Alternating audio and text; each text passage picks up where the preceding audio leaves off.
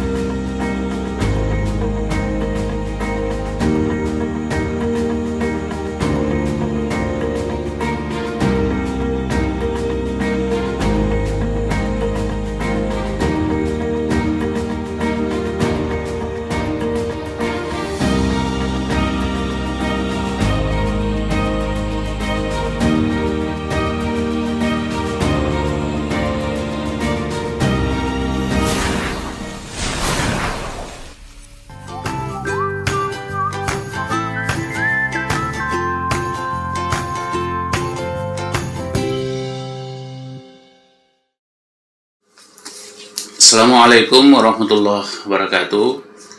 Alhamdulillahirabbil alamin wa bihi nasta'inu ala umuri dunya waddin. Wassalatu wassalamu ala asyrafil anbiya'i wal mursalin wa ala alihi wa sahbihi ajma'in, amma ba'du.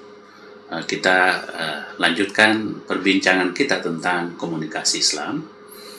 Kali ini kita akan membahas tetap tentang seputar komunikasi Islam atau Islamic communication, yang mana itu adalah gabungan antara ilmu komunikasi dan ilmu dakwah, yang kemudian lahirlah komunikasi Islam itu tersebut.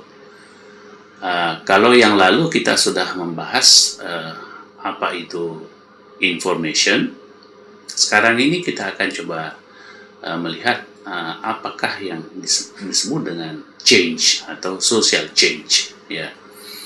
Kalau dalam perdebatan ilmu komunikasi, change itu juga cukup seru, ya, perdebatan para ahli. Ada yang mengatakan bahwa change itu berasal dari modernization. Jadi harus kita memodernkan sekelompok masyarakat, komunitas, golongan atau bangsa agar bisa berubah. Ya harus melakukan proses pemodernan, ya, artinya meninggalkan yang kuno, yang lama, yang jadul, yang lokal, yang primitif, yang kurang produktif, ya, kemudian beralih kepada yang lebih maju, yang lebih aktual, yang lebih produktif. Nah, inilah yang biasa disebut dengan modernization. Bahkan itu masuk juga kategori bagaimana agar yang bersifat TBC, takhayul, bid'ah, dan khurafat, itu ditinggalkan agar bisa menjadi maju, ya, bisa menjadi rasional.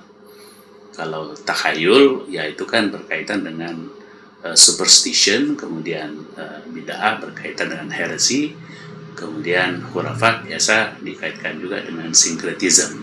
Dan ini dianggap nilai-nilai tradisional lokal yang kurang produktif menurut teori modernization itu. Kemudian dikoreksi lagi oleh teori yang biasa dikenal dengan dependency, bahwa kalau mau maju maka harus bergantung kepada barat, ya, bergantung kepada negeri yang sudah lebih maju, sehingga yang bergantung itu bisa juga sama majunya dengan negeri-negeri yang sudah maju itu. Ya, jadi kalau dipikir, ya ini adalah extension, ya, atau perpanjangan tangan daripada modernization, sekalipun dependensi juga dinilai sebagai aliran yang sangat kritis terhadap modernization itu.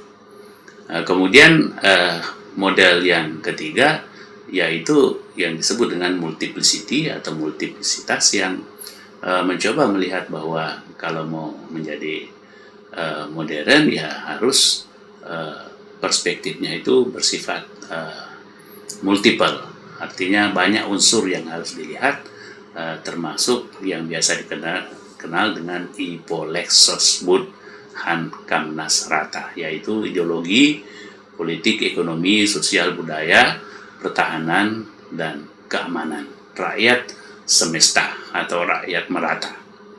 Inilah yang biasa dikenal dengan world system teori atau sistem dunia, yang memang diperkenalkan dalam rangka untuk mengkritisi tadi teori dependensi dan juga teori modernisasi itu. Lalu muncul teori yang terakhir yang biasa disebut dengan teori active recipient model, atau biasa juga disebut dengan model penerima aktif, ya, yang menekankan bahwa apabila ingin berubah ya sebetulnya komunitas itulah sendiri yang harus berubah, masyarakat itulah yang harus mencoba melakukan proses perubahan, dan bangsa itulah yang harus menyadari dirinya bahwa kurang produktif dan harus bisa menjadi produktif, bukan karena orang lain, ya, bukan karena ada gagasan, ada ide dari luar, tapi harus memang itu dari dalam, prosesnya dilakukan sehingga dengan kesadaran internal komunitas itu bisa berubah dan bisa sustainable. Coba kita lihat bagaimana Al-Quran melihat perdebatan ini.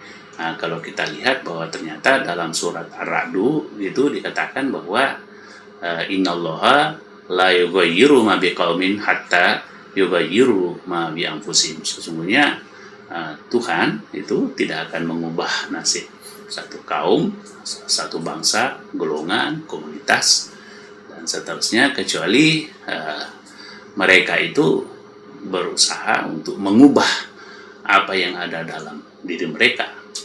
Jadi perubahan internal ini menjadi sangat kunci sebetulnya untuk bisa tadi melakukan social change itu, ya. Jadi bukan modernization-nya, bukan juga dependensi, kebergantungan atau ketergantungan, bukan juga multiplicitasnya, tetapi kesadaran yang tinggi yang muncul dalam komunitas itu sendiri yang akan melahirkan perubahan-perubahan yang signifikan. Dan ini kita umpamanya melihat bagaimana Jepang itu bisa bergerak cepat untuk mengubah diri mereka, begitu juga disusul oleh Korea dan negara-negara yang ada di wilayah Asia Timur lainnya, dan juga sebagian negara di Asia Tenggara, umpamanya Singapura. Tapi Indonesia ya kita berharap sebetulnya agar bisa menerapkan teori resepsi aktif dalam konteks tadi perubahan sosial yang muncul dari komunitas suku-suku yang ada di Indonesia atau golongan-golongan agama yang ada di Indonesia, yang selalu ingin berusaha mengubah diri mereka kepada model kehidupan yang lebih produktif. Kita juga lihat umpamanya dalam surah Al-Anfal ayat 53, itu juga sangat jelas lagi dikatakan tentang kenikmatan, ya.